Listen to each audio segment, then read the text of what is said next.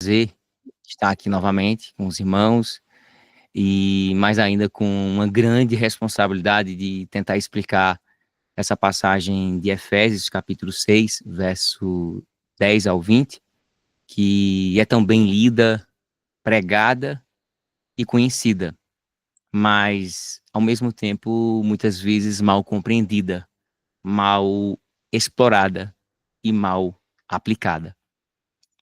Pois bem, queria juntos, eu acho que os irmãos já fizeram essa tarefa de ler o texto de Mateus, de Efésios capítulo 6, e eu vou ler na NVI aqui para os irmãos, já aí se inteirando. A epígrafe diz: a armadura de Deus. Finalmente, fortaleçam-se no Senhor e no seu forte poder.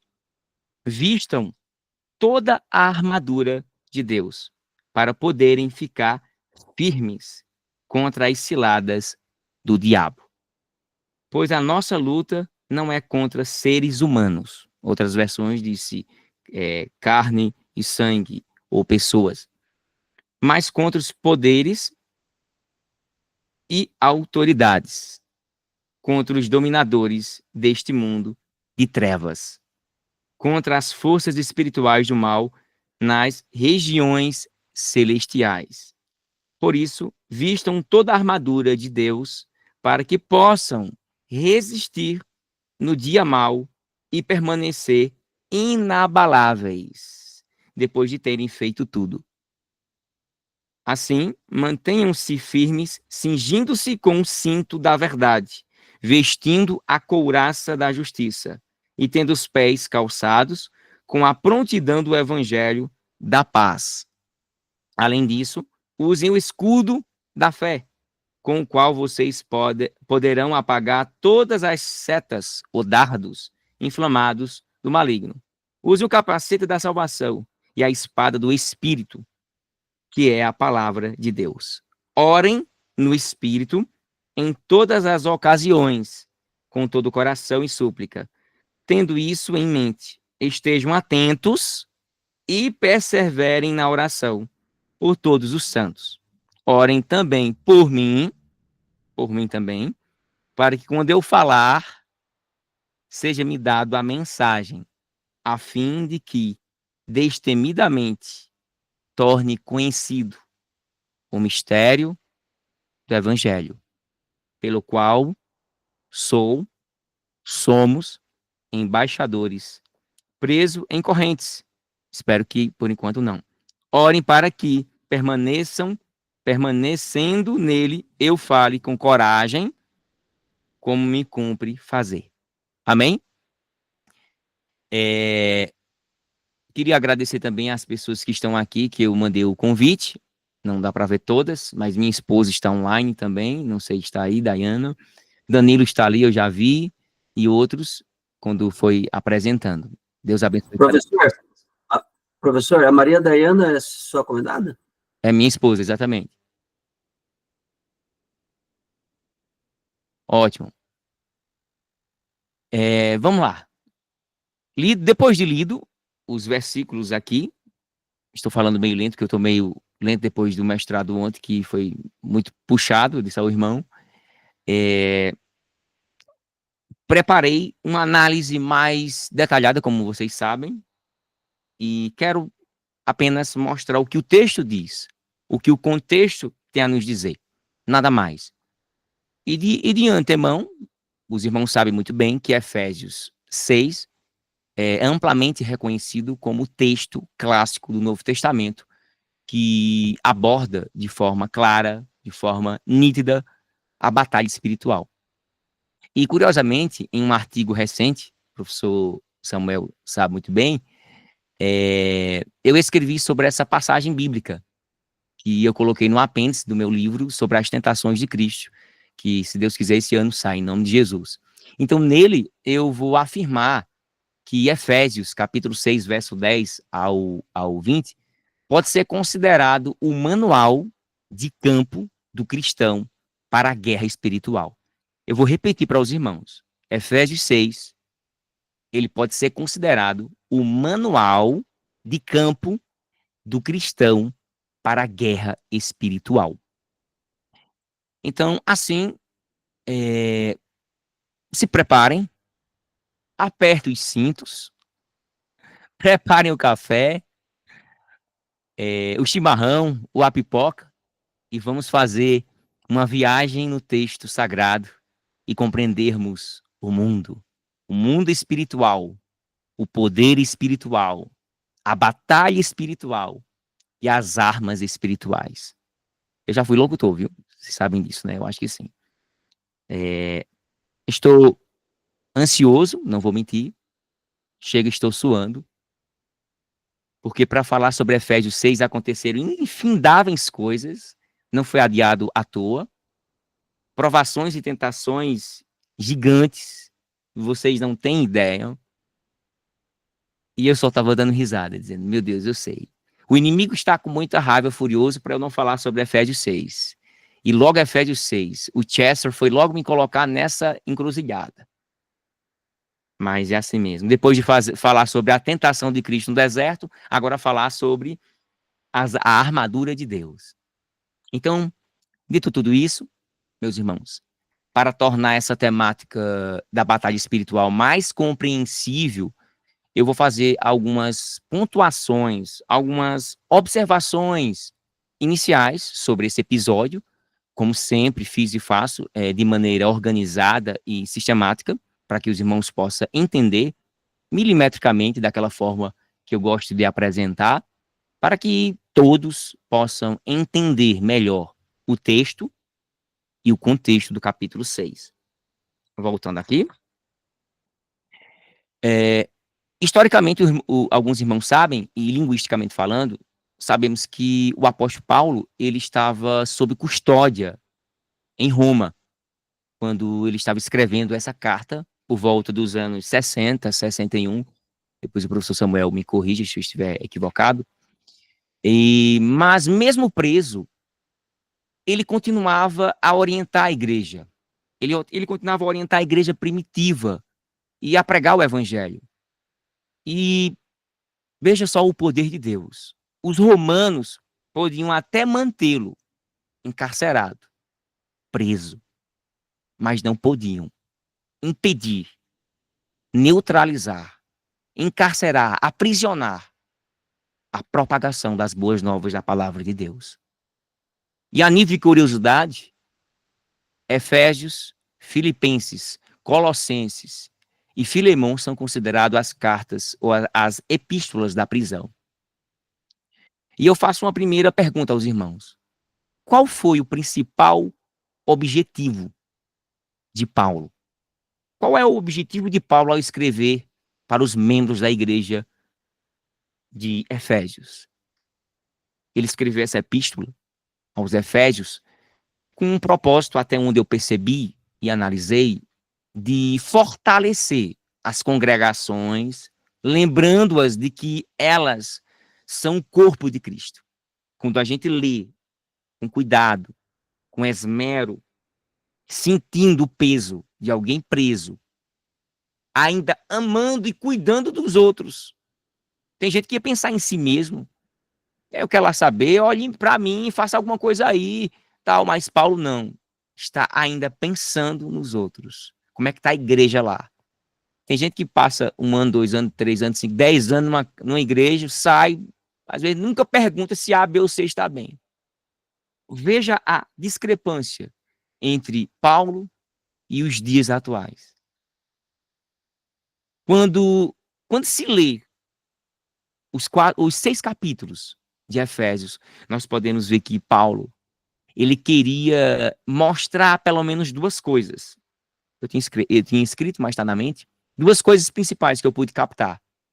E o povo dali entendesse o poder espiritual que eles tinham nas suas mãos, que tinham em Cristo e por Cristo. E segundo, que se encorajassem mutuamente na fé. 2 coisas principais, hoje, que as pessoas se perdem. Deixar de crer no poder espiritual que temos em Cristo Jesus. E segundo, mutuamente a nossa fé, nutrir a nossa fé, encorajar uns aos outros. A gente vê mais pessoas criticarem, banalizarem, ironizar a fé de A, B ou C. Ah, que ele tem uma fé muito estranha. Até, ironicamente, para quem tem fé até além do alcance, olho de Tandera, ali é um fariseu, ali é louco. Ele tem uma fé cega. Não. Nossa fé não é um tiro no escuro. Nossa fé é consubstanciada. Já na questão das divisões, por isso que eu falei de forma sistemática, né? Para os irmãos ir com calma, eu vou acelerando devagarzinho, pelo que eu estudei. Na questão das divisões dessa epístola, a carta em si, ela possui divisões claras, segundo a maioria dos especialistas e estudiosos da palavra de Deus. Por exemplo, a primeira parte, dos capítulos 1 a 3, os irmãos vão notar que nessa parte aborda as doutrinas fundamentais da fé cristã. É só você ir notando, copiando. E Paulo também os faz lembrar, outro detalhe, quem lembrei agora, Paulo vai fazer os lembrar do estado deplorável em que aquela comunidade, em que aqueles irmãos se encontravam antes da convenção. Eles eram o quê? Pagãos idólatras. Os irmãos sabem muito bem estudar o livro, capítulo 6, né? E Atos, capítulo 20 em diante, que falam desse trajeto, parece quando Paulo estava preso. Agora, eles convertidos ao cristianismo e em aliança com Deus, eles deveriam fazer o quê? Se orgulhar desse privilégio. Então, Paulo ele vai fazer esse destaque. Ele vai fazer esse exame de consciência. Ó, tu estava assim, num estado deplorável. Agora, após a convenção, de vocês se converterem em uma nova vida, aí me lembra aquele de Paulo, né? 2 Coríntios, capítulo 5, versículo 17. Assim, quem está em Cristo, nova criatura é, as coisas velhas se passaram e eis que tudo se fez novo. Eis que tudo se fez novo. Era um privilégio para aqueles homens.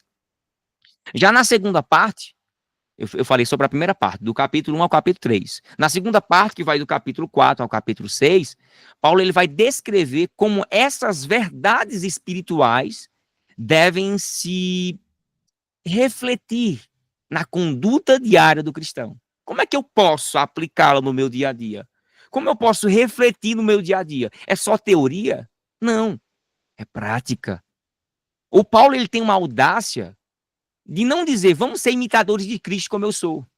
Não, ele diz assim, sede meus imitadores, como eu também sou de Cristo. Rapaz, o cara dizer que é imitador de Cristo, pedir para os outros imitar a mim.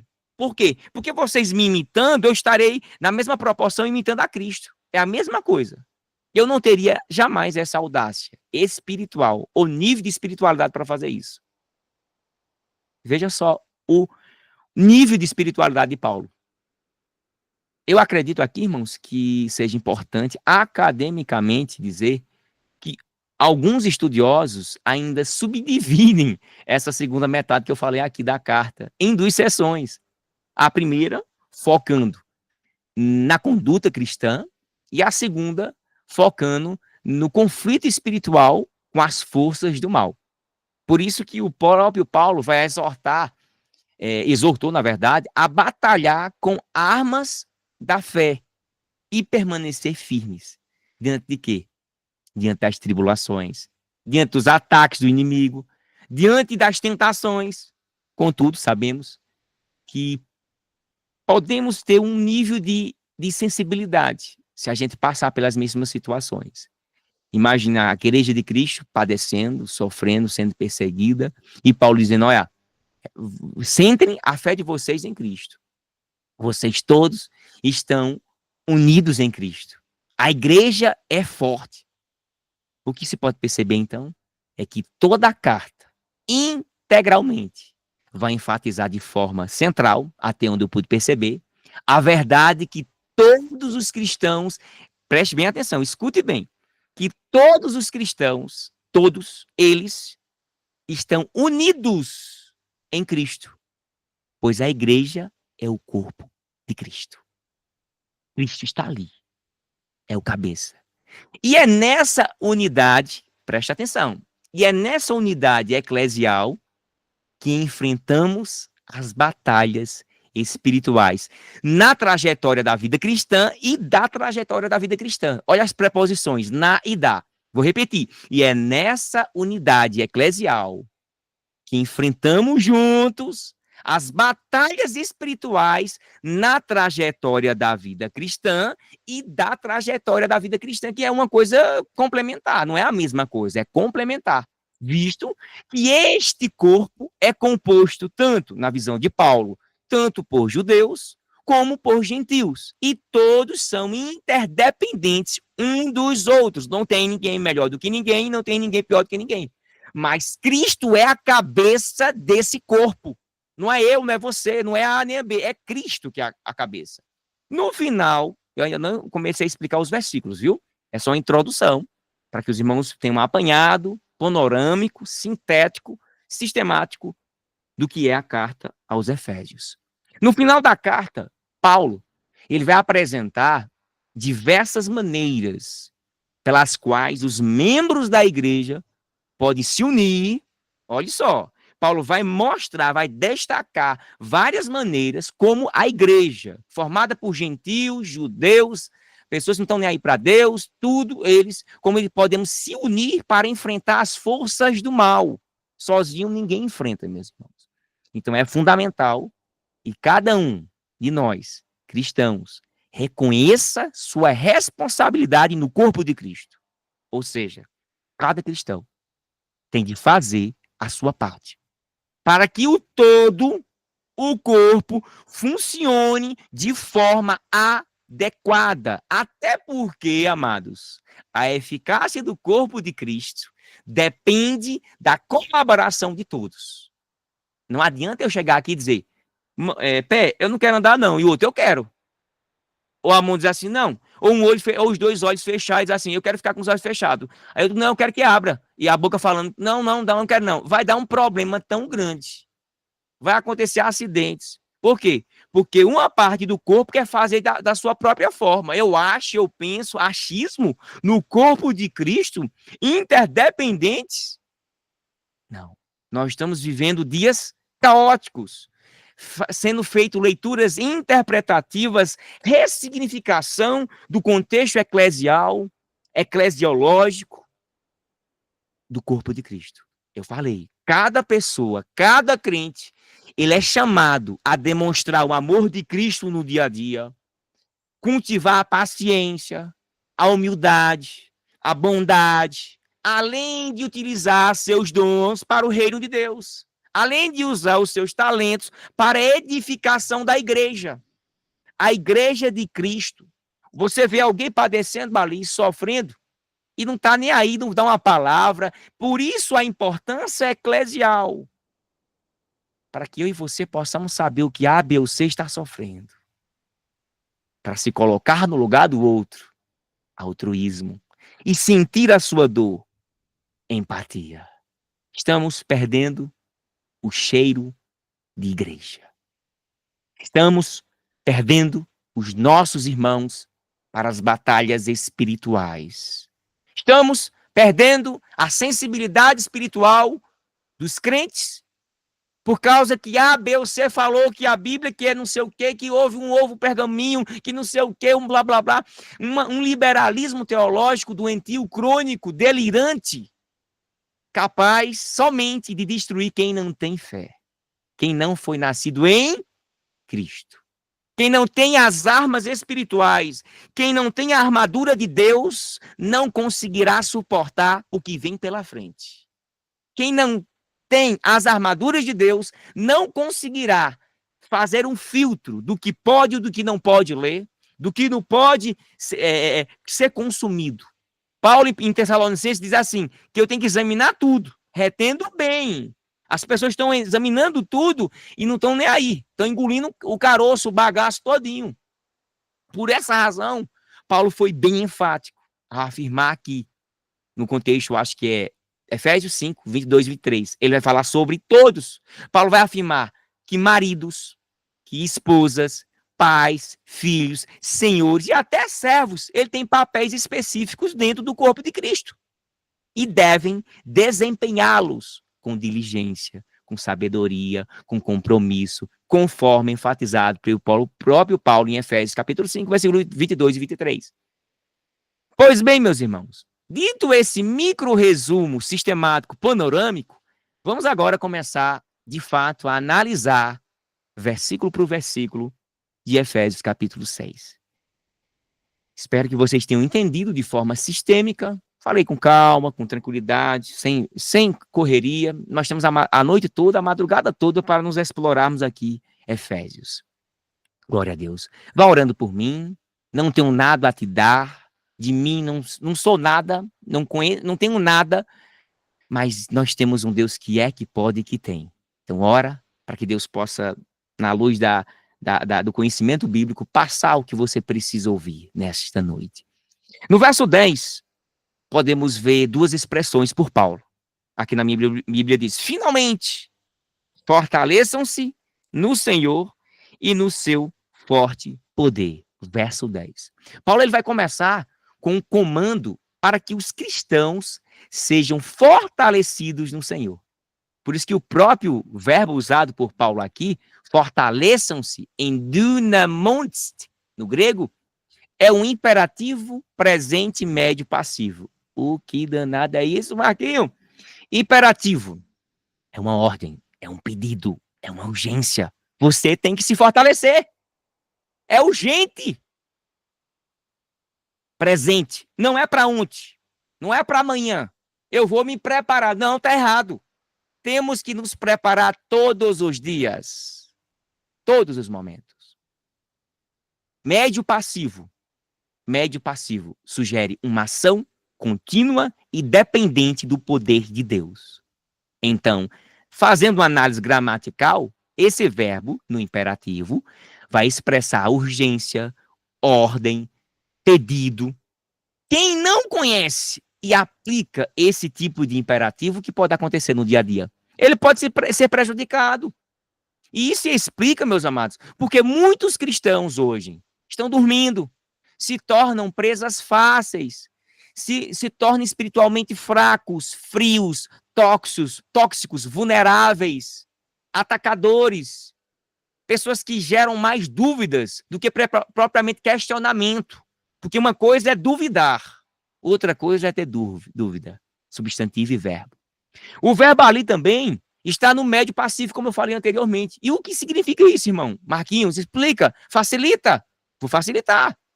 Indica que a ação é algo que o sujeito faz a si mesmo. Por isso que é chamada voz média. E, ao mesmo tempo, é feita sobre ele. Voz passiva. Isso significa que os cristãos, no contexto desse verso, que eu estou lendo para os irmãos, não apenas não devem buscar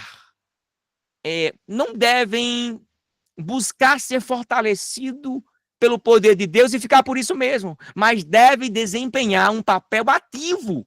Não é passivo, é ativo, que envolva confiar em Deus e se apropriar dessa força divina e espiritual concedida por ele, através da fé. Por isso que o próprio Paulo vai enfatizar que a força do crente não vem de si mesmo, mas de Deus. Já a segunda expressão diz, na força do seu poder, parte B. Reforça a ideia de quê? De que a força está enraizada na soberania e autoridade de Deus. Oh, glória a Deus! Ninguém tem força, não! Eu não tenho força, não. Eu não posso, eu não sei, eu não tenho. Mas eu tenho um Deus que é, que pode e que tem. Oh, glória a Deus. Considerando, amados, outro detalhe aqui que veio agora, caiu fresquinho aqui da internet, na minha cabeça. Considerando que Efésio, ou melhor, considerando que Éfeso era uma cidade, os irmãos aí sabem, rodeada, cercada por ocultismo. Preste atenção para você entender o texto e o contexto. Não adianta entender o texto sem entender o contexto. O contexto é crucial para entendermos o texto. E com o texto e o contexto podemos aplicar no nosso dia a dia. O que é que Paulo falou aqui? Qual a lição que eu trago para a minha vida? Eu explico pregando, viu? Quem não gostar, ore por mim. Aí, Daiane, quando tu vai explicar um texto, tá pregando, menino, calma, te acalma, mas é o meu jeito, assembleano, é assim, tá na veia. Então, bora. Paulo lembrou que os cristãos devem entender que o poder está em Deus, que ele é supremo, e a força está nele, é uma força espiritual. Não se trata de uma força humana. Ah, eu tenho uma força. Tu não tem força, não. Mas a força do seu poder está em Deus. A fonte de nossa força está em Deus. E isso é fundamental, meus irmãos, que estão nos ouvindo aqui, e outros que vão nos ouvir depois dessa live, desse estudo bíblico sobre Efésios. É fundamental para entendermos a batalha espiritual sobre essa força. Eu lembrei até agora, quem tem mais de 30 anos vai lembrar do episódio de um desenho chamado He-Man. He-Man, ele dizia assim, ó, eu tenho a força, He-Man. Não temos força, não temos. Nem temos força e nem podemos ter força. Em si mesmo, é claro, né? A própria física, quem é de física, espero que compreenda o que eu vou falar aqui.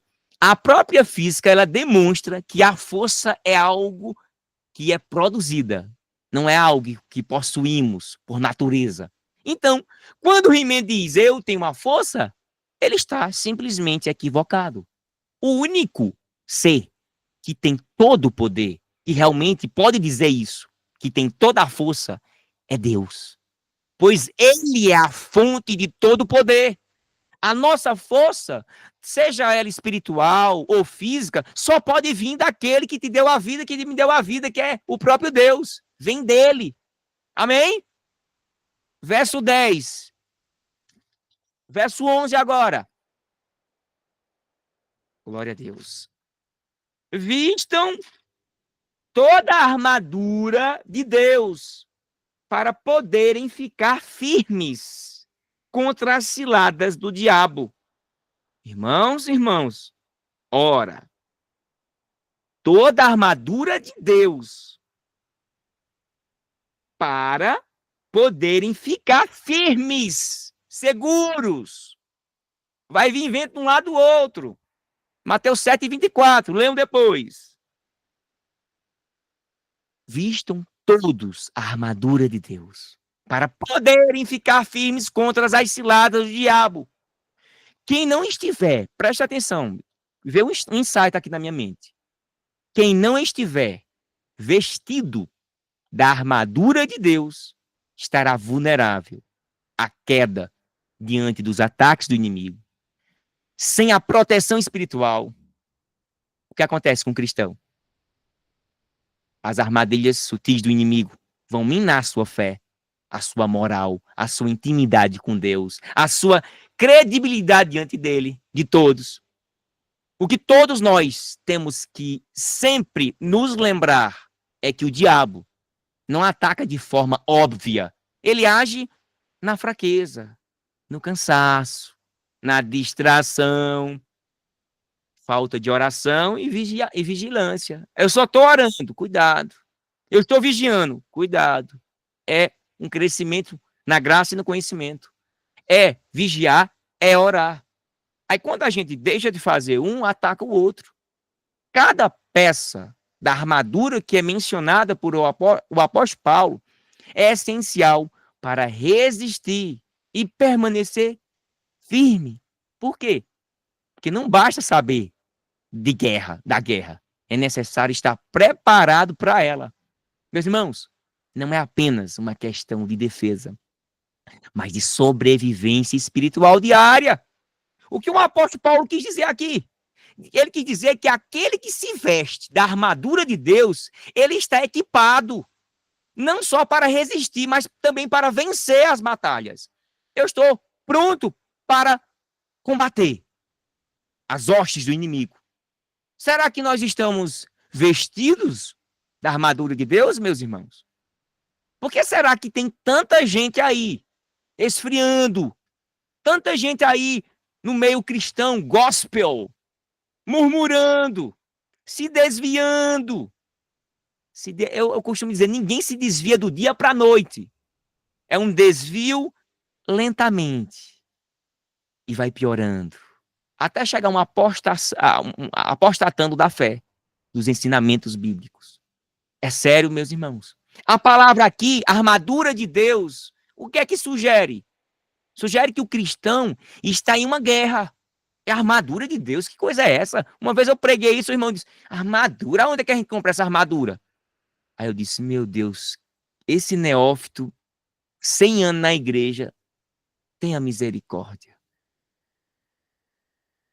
Assembleano, você que vai ouvir essa mensagem depois, mude suas pregações ralas, superficiais, que dá um vento, abala A, B ou C. Crente vive de palavra. Se aprofunda. Não fica só no caldo, não. Caldo de feijão, caldo de ovo. É caldo de feijão que é forte. Não é de machixe e nem de ovo, não, que é fraco. Irmãos, a palavra armadura de Deus vai sugerir de que o cristão está em uma guerra. Se ele está numa guerra, ele tem que ficar atento. Ele precisa se preparar adequadamente. Eu vou para a guerra, gente. Eu vou para a guerra. Tu tá indo na guerra? Tamo, meu filho. Quando a gente aceita Jesus, a gente está na guerra espiritual. É batalha espiritual. Não quer dizer que você vai sair assim comprando pão na rua e dizer: eita, vão me atacar, meu Deus do céu. O sangue de Jesus tem poder. O irmão olhou, uma pessoa olhou diferente para mim ali. Eu estava com o pão. Será que ele quer me matar, me roubar? Calma, criatura. Volta para a terra, menino. Amados, tem tanta gente no nosso meio despreparado como esse tipo de pessoa que eu falei aqui, que não entende o que é armadura. A armadura aqui não é física, mas é espiritual. Todo mundo sabe disso aqui, eu sei disso. Eu sei disso. Pode ser ter um ou dois que não sabe, que entrou agora da live, que seja novo convertido ainda. Essa arma espiritual é algo que Deus provê para proteger seu povo. Porque Deus chamar seu povo e não dar proteção, não dar uma armadura, seria suicídio. Venham vocês, o campo espiritual está vindo aí. Mas a gente precisa usar alguma arma? Não. Você não vai dar nenhuma arma para a gente espiritual, não? Não precisa não. Quer dizer, não sei. Esse Deus é furada, não é Deus não. É alguém que quer levar o seu grupo para a morte. Então é importante lembrar ou ressaltar que o próprio Paulo vai usar aqui a expressão toda armadura, indicando que nenhuma peça deve ser deixada de lado. Por quê? Porque cada parte, ela é crucial. Imagina tu ir para uma guerra e não ter o capacete. O cara acerta na tua testa. Aí vai para uma guerra dizendo com capacete, mas não vai com a espada. Ou não vai com o jaque, ou com qualquer outra coisa. Você vai morrer. Então, as ciladas do diabo, mencionadas por Paulo aqui, do texto de Efésios, capítulo 6, ele vai mostrar como é que acontece. As ciladas de diabo mencionadas por Paulo são estratégias não infantis. O inimigo não sabe lidar comigo. Quem disse a tu? O inimigo ele vai fazer estratégias astutas, enganosas, falaciosas. Satanás vai usar isso para tentar, para desviar e destruir. Vou repetir. Satanás vai usar estratégias astutas, enganosas para tentar, para desviar e destruir. Por isso que o próprio Paulo nos chama a quê? A vigilância, preparação e defesa. Ele destaca que devemos estar completamente equipados. Imagina um crente, não estou equipado não. Todo mundo na igreja é equipado espiritualmente com todas as armas espirituais e o crente padecendo. Por que será? Por que ele não está conseguindo resistir a esses ataques espirituais? Porque ele não está equipado completamente. Ele não está usando as armas, a arma espiritual. Infelizmente, vemos a cada dia isso, a norte a sul, a leste a oeste. Irmãos, tanto fisicamente como espiritualmente, doentes, fracos, encrenqueiros, apáticos, insensíveis, iracundos, imaturos, leigos, preguiçosos, arrogantes e prepotentes. Sem falar dos fariseus, que eu nem vou tocar neles, os bichinhos. Verso 12. Senão eu vou passar 2 dias aqui nesse verso 11. Pois a nossa luta não é contra seres humanos, mas contra os poderes e autoridades contra os dominadores deste mundo de trevas, contra as forças espirituais do mal nas regiões celestiais. Eu já ouvi tanta gente pregando esse texto e falando, me perdoe a palavra, asneira, falando idiotices, principalmente a parte final, nas regiões celestiais. Irmão, o demônio está aqui entre nós, adorando a Deus. Você diz, meu filho, de onde você tirou isso? Não, porque aqui fala nas regiões celestiais. Que as regiões celestiais é o quê? No céu, com os anjos, é aqui com a igreja. Como é que é isso? Vai ler o texto. Pega um dicionário, bem bonitinho, e vai ler. Porque o preguiçoso, ele quer só ficar sugando, engar um carrapato no outro. Eu falo, eu tenho o maior prazer. Todas as pessoas, eu tenho 1000 alunos, acho que uns 300 ou 400 por aí, já me perguntaram sobre a Bíblia. E todas as vezes eu explico. Todas as vezes. Eu tenho paciência, eu tenho amor. A minha missão que Deus me trouxe aqui no estado de Pernambuco, para ser professor, era a missão de resgatar vidas, de pregar a palavra. Eu prego a palavra, quando me perguntam, quando me questionam, e sempre vou inserindo. Esse é o meu dever como cristão. Não é só ter o evangelho da graça para mim. Não. A nossa luta não é contra pessoas, ou seja, seres humanos. A tua luta não é para ficar lutando com A, com B, com C, não. Neófito, herege, não. Mas contra os poderes, né, que em outras Bíblias fala principados e potestades, contra os dominadores deste mundo, das trevas, contra as forças espirituais do mal, nas regiões celestiais. O que é isso? Vamos refletir um pouco. Aqui Paulo, ele vai fazer uma distinção clara. O inimigo real dos cristãos não é de ordem natural, não é de natureza humana. Por isso que Paulo vai falar carne e sangue, né? Isso aqui é na parte do grego, no original. Aqui ele diz que não é contra seres humanos. Não é carne e sangue não, criatura, mas é espiritual. Então se refere a um mundo em que o cristão ainda está engatilhando, ele precisa entender, ele precisa diferenciar isso aqui. Por isso que Paulo, ele vai se referir a diferentes níveis, né? Eu posso chamar de níveis de hierarquia no reino das trevas. Olha só, o reino das trevas tem hierarquia. Aí ele vai falar sobre principados, potestades e dominadores deste mundo tenebroso. Então, se o mundo espiritual é organizado, por que o crente é desorganizado? A Bíblia diz que os filhos das trevas são mais prudentes do que o da luz. O reino das trevas tem hierarquias, tem demônios piores do que outros. Tem demônios que no mundo espiritual, que quando querem entrar em algumas pessoas, nem todos vão entrar, porque Deus não permite. Porque senão ia fazer um estrago gigante. E se eu não estiver enganado, parece que na tribulação, alguns desses vão ser liberados, porque eles são piores. São piores do que tudo que se imagina. Enquanto o Espírito Santo está em atividade aqui no mundo, muitos desses espíritos diabólicos não atacam a mim e a você pela misericórdia de Deus, pela intimidade que eu e você temos com a palavra, com Deus, com Cristo, porque se não fosse isso, a gente estaria aí na destruição.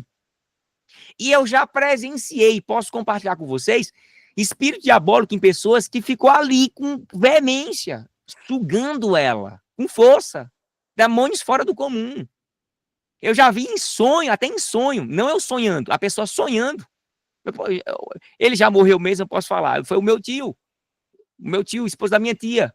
Eu fui trabalhar em Jarba uma vez, me acordei bem cedinho, às 6 horas da manhã, e passassem pelo quarto dele. Ele estava lá tremendo assim. Eu senti uma presença diabólica atormentando ele num sonho. Eu nunca tinha visto isso na minha vida. Quando eu vi, eu fiquei assustado. Eu, gente, ele está tendo um ataque ali. Eu pensando que era de ordem biológica, humana. Mas quando eu comecei a perceber umas manifestações da perna dele subindo, eu vi que era de ordem diabólica. Eu comecei a orar e clamar, o sangue de Jesus tem poder, e me arrepiei todinho e fui embora, que eu não aguentei ver aquilo. E eu ia trabalhar. 6 horas, 7 horas, chegar cedo. Eu nunca imaginei presenciar aquilo. Igreja do Senhor. Aqui, botando a mão em cima da Bíblia. Vou repetir. Eu vi um ato sobrenatural diabólico. Por que eu estou botando a mão em cima da Bíblia? Porque tem gente que tem uma história de... Eu vi o demônio, eu conversei com um demônio, aí eu digo, será que isso é verdade? Meu Deus do céu. A gente vê tanto pilantragem na internet que a gente duvida até daquelas pessoas mais simples que será que ela está falando a verdade? Será? Aí eu estou botando em cima da Bíblia aqui, na autoridade da palavra da verdade, dizendo, eu vi, eu presenciei. Eu sou crente desde criança.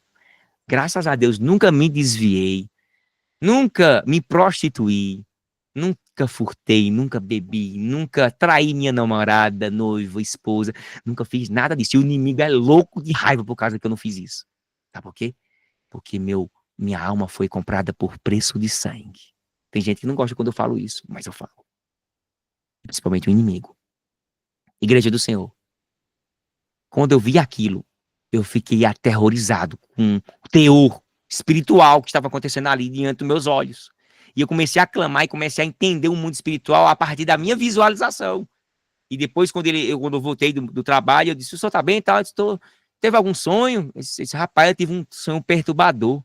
Parecia que era o pesadelo que estava me enforcando. E eu disse, meu Deus. Depois disso aí, tudo começou a ficar mais claro para mim, o mundo espiritual. Voltando para o texto. Paulo está revelando o que aqui? Qual é a orientação de Paulo? Indicar essa hierarquia, né? Posso dizer hierarquia. Essa organização do reino maligno das trevas. Qual o motivo para que a gente venha diferenciar os tipos de demônios? Ah, demônio é tudo igual? Não. Há várias forças espirituais que operam nesse mundo, tentando corromper eu e você, tentando controlar, tentando destruir a vida de A, B, C. Você viu que tantas pessoas estão aí nos vícios, nas drogas?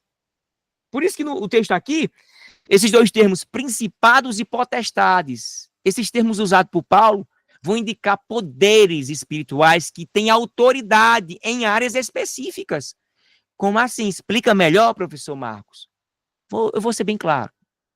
Áreas específicas, em várias dimensões, políticas, governamentais, cultural, na mídia, no sistema religioso, herético, pelas seitas e heresias, na vida moral e pessoal de muita gente. Por isso que o próprio Paulo vai falar em Efésios 6:12. Ele vai afirmar que a nossa luta não é contra a carne e nem contra o sangue, mas contra essas potestades.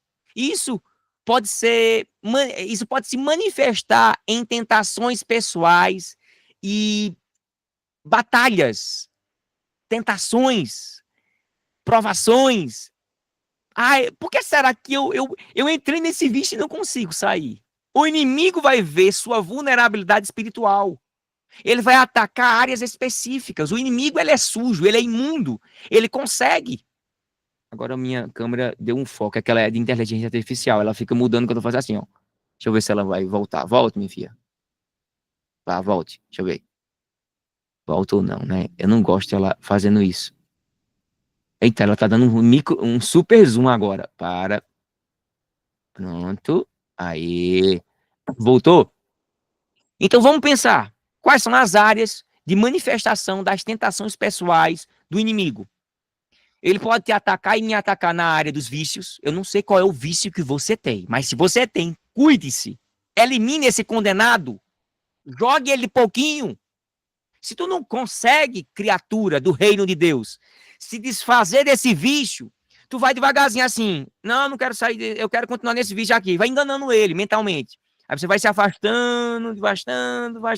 Vai chegar um momento que vai dar um adeus pra eles. Eita, nem percebi que eu não tenho mais esse vício, não. Eu me lembro quando eu era moleque, tinha uns 14 anos de idade, vou confessar para os irmãos, eu tinha uma folhinha com 10 coisas que eu não gostava em mim, que eu fazia que era errado. Que era errado, assim, coisas bobas, sabe, de criança, jovem, e outras 10 coisas que eu queria alcançar no nível espiritual de Deus. E eu fui eliminando um a um. Todo ano eu eliminava 2, 3, eu tenho uns 10, eu era 15, eu não me lembro. E eu ia marcando, eita, eu sou vício em jogar videogame, eu quero sair disso aqui.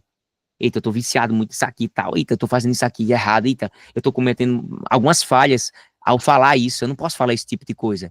Tal. Eita, eu não posso fazer isso. Eu ia marcando. Chegou um tempo que eu eliminei tudo e fiquei dando risada. Dizendo, poxa, que legal. Agora eu estou me santificando. O famoso FARS, que é fé, arrependimento, regeneração e santificação. Isso para quem estuda teologia sistemática sabe muito bem o que eu estou falando, esse acronismo. FARS. F, fé. Eu tenho que ter fé. A fé vem pelo ouvir, ouvir a palavra de Deus. Arrependimento. Eu tenho fé, gera arrependimento. Arrependimento gera regenerado. Regenerado tem que ser santificado. Santificação tem 3 partes. A inicial, a processual e a final. Mas isso não é um tema de teologia na área da salvação, então eu paro aqui nesse contexto. Então, cuidado. É um vício, elimina esse condenado. É pornografia, elimina a pornografia. É hedonismo, elimina. É modismo, elimina. É imoralidade, é orgulho, é soberba. É o inimigo te tentando de todo jeito dominar a tua mente, teu coração. Elimina no nome de Jesus. O sangue de Jesus tem poder. Agora você não pode fazer isso sozinho. Se o Espírito Santo não estiver na tua vida, não basta ter conhecimento. Não basta ter esses mais de 4.000 livros aqui, conhecê-los eles de cabo a rabo, ter 2 diplomas de doutorado, pós-doutorado, se eu não pratico a palavra. Não adianta, é debalde. Menino inteligente. É igual um cara que estava pregando divinamente. O cara é uma máquina. O cara é o doutor, PhD. E o cara olhou assim e disse, a comida é boa, mas o prato é sujo. Sangue de Cristo tem poder. Ele deu uma palavra. Foi? O camarada sabia das traficâncias daquele camarada, crente, hipócrita, fariseu. Ele deu uma palavra, meu irmão. E foi, meu irmão, foi. É igual um cara que disse pra mim, ele era espírita. Eu não acredito no espiritismo, claro que não. Ele disse, você sabia? Ele, um espírita pregando pra mim, disse, olha, o camarada pregou lá na igreja e quando ele reencarnou, ele viu que aquele que pregou não vivia o que praticava. E o camarada que ficava lá na porta, ele praticava. Então ele foi pro Nirvana. Aí eu disse, foi, meu filho. Aí eu apliquei isso para a vida espiritual. O que fala, o que prega, o que diz a palavra, ele tem que vivê-la. Porque se ele não viver, se ele realmente só ficar... teologias. Eu sei, eu tenho todo o conhecimento da palavra de Deus. Que bênção, glória a Deus por isso. Mas se você e eu não vivermos a palavra de Deus, se eu e você, de alguma forma, não estarmos conectados com a palavra, com a videira verdadeira, o que pode acontecer conosco? A gente pode esfriar. A gente... É teoria, o camarada, né? É como o Tiago falou, praticantes, né? Mais ouvintes, menos ouvintes e mais praticantes da palavra de Deus. E é isso. E a gente vai, e conhece, e aprende, e com humildade a gente vai avançando, vai entendendo o mundo espiritual, vai fazer valer a pena o que foi pregado. Muitas pessoas ignoram porque aquele irmãozinho não tem conhecimento não, aquela irmãzinha não sabe não. Oxe, o que é isso? E agora aquele sabichão ali é uma máquina do tempo. Ele sabe muito, sabe muito, sabe. Mas ele vive o que ele está pregando. Ele prega o que vive. Recentemente eu dei uma palavra, uma mensagem na igreja, e eu disse que a minha voz deveria falar mais baixo, a minha vida deveria falar mais alta do que a minha voz no microfone. Se a minha vida não exalar o cheiro de Cristo, a bondade de Cristo, os ensinamentos da palavra de Deus, como estará eu diante de Deus? Como você estará diante de Deus? É um bom conhecedor da palavra, mas um péssimo praticante. Sangue de Jesus tem poder. Eu não quero. A Bíblia diz, tem um texto grego em Mateus, que o próprio Jesus diz, eu não vos conheci.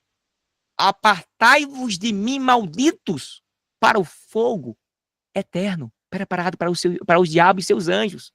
E ele vai dizer, tive fome, não me deste de comer, tive sede, não me deste de beber, estando nu e na prisão não me visitastes, apartai-vos de mim. Mas, mestre, Senhor, no teu nome a gente profetizou, a gente fez milagre no teu nome. E foi. E adiantou de quê? Porque no finalzinho, tu se afastasse do reino de Deus. Opa, tocou aqui. Estão me vendo?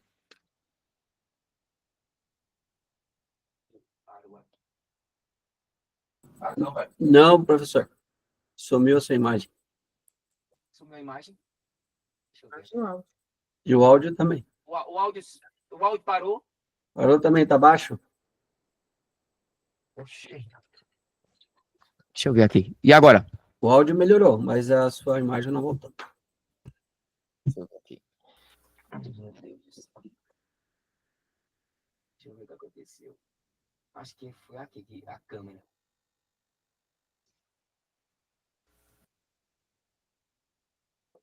Deixa eu ver aqui. Já sei o que é. É quando eu bati no microfone.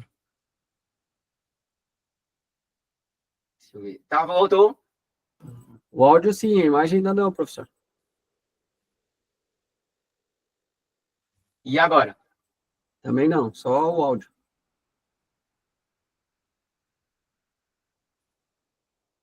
Quando aparecer minha vida.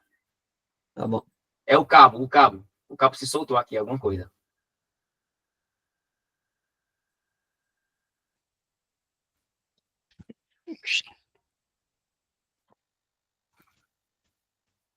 Voltou? Não, oxente, professor. Então não quero. Não, não querem que a turma veja o senhor mesmo, hein, professor? Pá, meu Deus do céu. Parece que. E eu tô ouvindo vocês tudinho. Será que eu vou ter que falar assim? Jesus. Pode falar assim, professor. Vai tentando aí, daí, tranquilo, pode. Pode falar assim. Não tem problema, não? Que resenha. Mas tá bem, então tá certo. Então, bora lá. Principados e potestades. Ainda tá aí do mesmo jeito? O áudio baixou agora, professor. Quer entrar e sair, entrar de novo? Entrar pela conta da sua esposa para ver? Não, agora acho que eu vou falar assim mesmo. Não, o áudio tá top agora, 100%. Então, beleza. Então, vamos lá. Onde é que eu tava? Deixa eu ler aqui. O que é que isso pode... Deixa eu fechar isso aqui, dispensar isso aqui, pronto. Deixa eu ver onde é que eu tava. Me lembrar o que foi que eu falei. Eu tava falando sobre mente, coração, vida genuína. Então, bora lá. Então, nós temos que ter o quê? Uma vida genuína, cristã. Nós não podemos deixar as portas espirituais abrirem. Como os irmãos sabem, nós, seres humanos, nós somos um ser psicobiossocio-espiritual. Nós temos psicológico, biológico, espiritualidade. Eu não vou nem entrar na questão da dicotomia, tricotomia, ou até mesmo a unidade psicossomática. Não, não. Mas nós, sendo um ser psicológico e espiritual e biológico, a gente tem que entender que existem essas esferas, né? Essas influências que podem atacar a minha carne, atacar o meu espírito, a minha alma, né? E várias influências. Isso influencia muito. E esse sistema político que a gente conhece, o governamental, a manipulação cultural, midiática, a influência econômica, social, esses sim são os dominadores. São as forças espirituais malignas que trabalham dia e noite para corromper o que eu e você pensamos. Recentemente eu mandei para o professor Samuel e ele viu lá, coisa horrível, a mídia ativamente no reino das trevas, promovendo um ambiente de afastamento de Deus, irmãos. Corrompimento total da verdade da Bíblia, das Escrituras. Uma aversão completa a tudo que eu e você conhecemos como reino de Deus. Então, as forças espirituais do mal, nas regiões celestiais, indicam o quê? Por Paulo, a batalha espiritual ocorre em uma esfera visível, ou melhor, invisível, além do que os olhos humanos podem ver.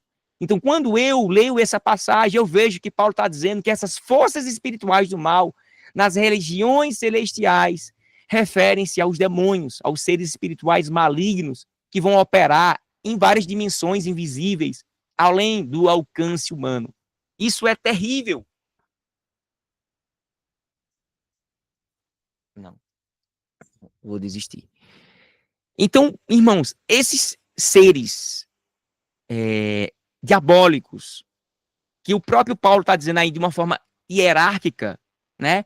Essas forças, esses seres, eles vão agir contra quem? A mim e você. Eles vão agir contra nós que somos cristãos. Eles vão promover tentações dia e noite. Já dizia um colega meu, o irmão na igreja, que o diabo é um perdedor insistente. Então não subestime, não podemos subestimar a astúcia do inimigo, igreja do Senhor. a opressão, o engano dele vão influenciar muito o mundo a partir dessa esfera espiritual. Ah, é besteira, besteira, cuidado. Embora a minha e as suas ações não sejam vistas fisicamente, nós sabemos que os seus efeitos, os efeitos maléficos do inimigo, das hostes diabólicas, os dardos infernais, na vida de quem não está preparado com a armadura de Deus, é terrível, é perigosa. Então a gente tem que ter o quê? Vigilantes. A batalha espiritual, ela é travada, amados, contra essas forças invisíveis que o próprio Paulo vai falar aí, que está operando no mundo. Não é à toa, irmãos, que eu acho que os irmãos vão lembrar do que o próprio Jesus falou, né? Vigiai e orai, para que não entreis em tentação. O espírito, na verdade, está o quê? Pronto, mas a carne é fraca. Nós vemos essas exortações também lá em Mateus 26 e 41, Marcos 14 e 38, Lucas 21 e pouco, eu não me lembro o versículo. Paulo também vai falar algo do tipo lá em 1 Coríntios 10 e 12. Aquele, pois, que pensa estar em pé, eu falo sempre esse versículo bíblico na igreja. Cuide-se para que não caia. E ele falou também algo do gênero lá em Gálatas capítulo 6, Romanos capítulo 11, verso 20. E o escritor aos Hebreus também vai falar algo magnífico, que eu gosto de pregar muito sobre essa passagem. Hebreus 3 e 12, ele diz: Vede, irmãos, que nunca haja em qualquer de vós um coração mau e infiel, para que se apartar do Deus vivo. Antes, exortai-vos uns aos outros todos os dias. Todos os dias. Significa o quê? Que eu e você temos que batalhar. Batalhar. Eu e você estamos numa guerra. Eu e você estamos literalmente, lutando, dia após dia, sobrevivendo, sobrevivencialistas. Isso, para mim, não tem preço. Jesus morreu por mim, por você, deixou a palavra, deixou a possibilidade da minha pessoa, da tua pessoa ajudar, orientar outras pessoas, mas a gente vê o quê? Orgulho, soberba, prepotência, brigas de igrejas uma com a outra, não sei o quê, a minha santa, a minha vai para o céu, a não sei o quê. Isso não leva a lugar algum, a algum lugar. Paulo, ele vai mostrar esses principados, esses potestades, até dentro das igrejas sérias, verdadeiras, mas muita gente não vai perceber. Por quê? Porque não tem discernimento espiritual. E quando a gente tem discernimento espiritual, na batalha espiritual, a gente vai entender que o inimigo quer destruir, quer acabar. No verso 3 aqui diz assim: por isso vistam toda a armadura de Deus. Ela toda. Eu e você temos que vestir toda a armadura de Deus. No verso 14, leiam: assim mantenham-se firmes, cingindo-se como o cinto da verdade, vestindo a couraça da justiça. Esse versículo vai dizer o quê? Que eu e você temos que estar com a verdade. Tudo o que aprendestes, como disse Paulo lá em Filipenses 4:9, recebeste, ouviste e viste em mim, isso praticai. E o Deus de paz esteja convosco.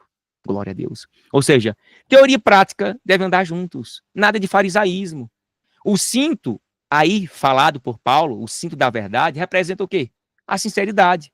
A gente está entre irmãos sinceros, verdadeiros, a integridade, o compromisso com a verdade de Deus.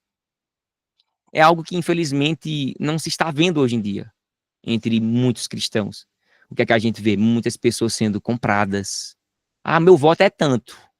Nomes sujos no comércio, mentes cauterizadas, banalização em massa, liberalismo crônico, doentio, libertinagem, imundície, sendo aplaudidos, protegidos e enaltecidos pelo governo, pela mídia. A gente vive num tempo caótico, irmãos. Tempos difíceis, como muito bem disse Paulo, em 2 Timóteo 3:1. O que Paulo primariamente quer destacar é que a verdade é o que sustenta. É o que sustenta todo o resto da armadura. Assim como o cinturão mantém as roupas e equipamentos no lugar, é a verdade. Você vive a verdade? Que vivamos a verdade. A gente está numa sociedade cheia de ganância, de enganadores, de falaciadores, não sei se essa palavra existe, mentiras, verdades de Deus sendo banalizada.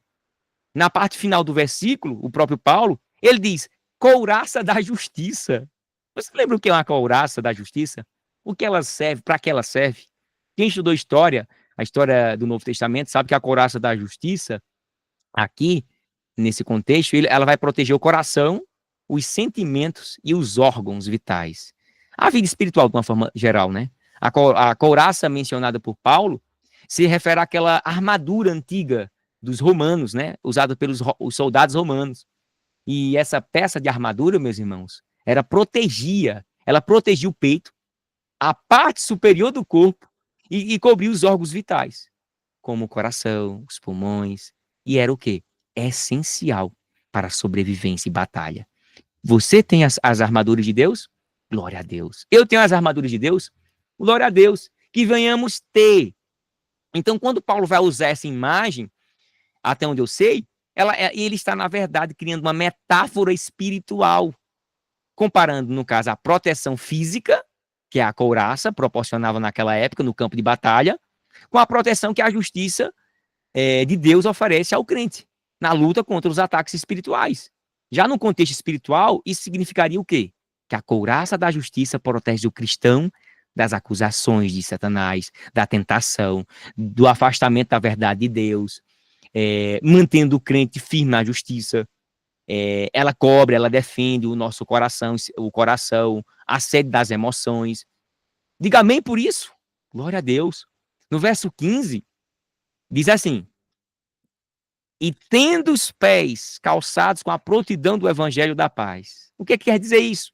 Estar preparado com o evangelho da paz vai nos dar estabilidade e prontidão para avançar contra o inimigo.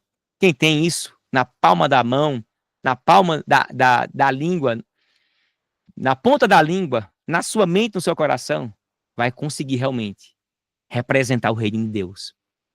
Os calçados aqui representam a prontidão. Você está pronto? Estamos prontos para proclamar o evangelho, a tempo e fora de tempo, como disse Paulo em Timóteo, 2 Timóteo 4:2. Assim como os soldados precisam de bons sapatos, igreja, irmãos, para marchar, para lutar, para caminhar, da mesma forma os cristãos, que eles devem estar prontos para anunciar o evangelho, mesmo em tempos de batalha espiritual. A igreja só cresceu quando foi perseguida, isso é um fato. O evangelho da paz aqui, ela vai se referir à paz que recebemos também. Lembrei daquelas 3 paz que eu falei em uma entrevista anterior com vocês, online, onde eu falo da paz com Deus, a paz consigo e a paz com o próximo. E aqui nesse contexto, o próprio Jesus me faz lembrar o que ele falou. Não façam, eles, portanto, vão e façam discípulos de todas as nações, batizando-os em nome do Pai, do Filho e do Espírito Santo, ensinando-os. Marcos 16:15, né? Diz: ide por todo mundo, pregar o evangelho a toda criatura, mas que não crê será condenado. Já outra passagem de João também, 3:18, vai falar também. O evangelho lá é mais profundo. Eu acho que eu tenho muito medo de João 3:18, porque ele vai ser mais tenso do que o próprio Mateus e Lucas. E ele diz: quem crê nele não é condenado, mas quem não crê já está condenado. Olha a dinâmica aí. Porquanto não crê no nome do Filho do unigênito, Filho de Deus. Será que estamos cumprindo, meus irmãos, esse ide imperativo de Cristo? No verso 16, ele diz: além disso, usem o escudo da fé, como o qual vocês poderão apagar todas as setas ou dardos inflamados do maligno. Outras versões falam sobre esses dardos inflamados. Perdão. Nós temos que ter consciência, irmãos, que o escudo da fé protege o cristão dos ataques de demônios, mas para quem tem. E é curioso que o próprio Paulo vai usar novamente algo concreto, né, da vida, para pregar para os crentes dali. Ele vai usar uma metáfora aí. Os dardos eram as flechas, né? A flecha que tinha uma ponta e eles botavam umas coisas inflamadas lá, inflamáveis, parece que era piche ou óleo, e incendiavam antes de lançar contra o inimigo. E ele está dizendo aqui que esses dardos inflamados, que foi falado por Paulo, representariam, no caso, o campo da batalha espiritual. Que seria o quê? O inimigo jogar muitas tentações na minha e na tua vida. O inimigo lançar discórdia entre esposa e esposa, namorado, genro, nora. Ele causar feridas espirituais profundas na minha e na tua vida, na vida dos nossos filhos com traumas. Então a gente teria que fazer com que fosse repelidos isso tudo. Por meio do quê? Da fé. A fé, no caso aqui para Paulo, é a confiança em Deus. E ela é que permite apagar esses dardos infelizes, malditos, projetados pelo inimigo. Já no verso 17, caminhando para o fim, ele diz: usem o capacete da salvação e a espada do Espírito, que é a palavra de Deus. O capacete da salvação protege a mente do crente. E o inimigo sabe profundamente como atacar a minha e a tua mente. Gerar dúvidas sobre a nossa salvação, sobre o nosso relacionamento com Deus, sobre a nossa retidão, sobre a nossa verdade do dia a dia. Igreja, o capacete aqui lembra o cristão da obra, como tendo a obra redentora sobre a sua mão. Usar ou não usar, ter ou não ter. Quem usa esse capacete está em segurança, está protegendo sua salvação. Ou seja, quando eu uso esse capacete, é como se ele estivesse protegendo e não deixando nada me atacar. Então eu não estou vulnerável. E a espada do Espírito aqui é a única arma ofensiva que é mencionada como armadura. A palavra de Deus, ela é viva, ela é eficaz, ela é poderosa. Ela é como um crente estivesse numa batalha tendo a maior proteção da sua vida, porque ela tanto ataca, ela tanto protege como ataca. Jesus usou o quê? As escrituras, intensamente para resistir o quê? As tentações do diabo, de Satanás. E por que será que os cristãos hoje em dia não querem usar a palavra? Não querem usar a palavra como medida protetiva de combater Satanás, as tentações? Eu e você podemos usar a palavra como a principal arma de ataque e defesa espiritual. Usemos. E quando chegar o meu livro em lançamento, As Tentações de Cristo, você vai saber a mente do diabo.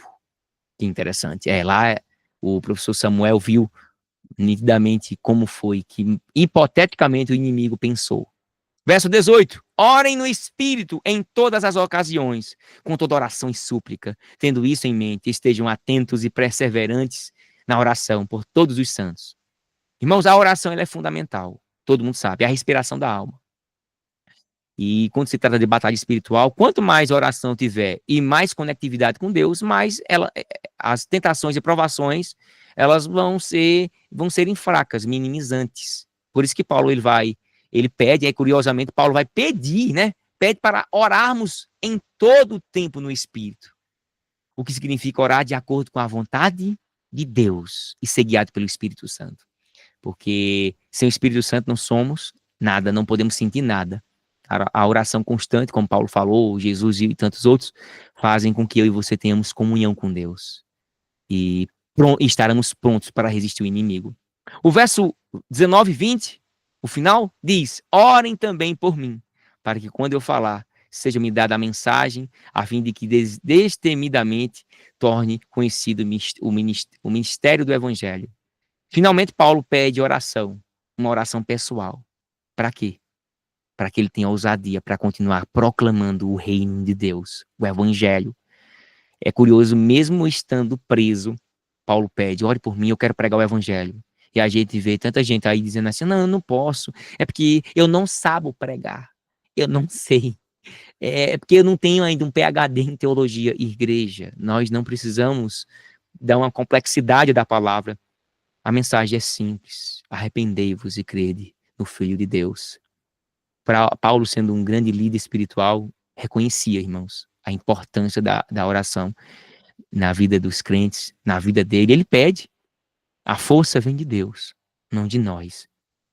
Saibamos disso, enfatizar isso, porque a oração é a prática contínua da vida cristã de quem realmente quer seguir confiante em Deus. Infelizmente, a gente vê muita gente que não está nem aí. E é isso. Eu finalizo aqui esse pequeno esboço, né? E até agora minha câmera não está funcionando, é incrível. Parece que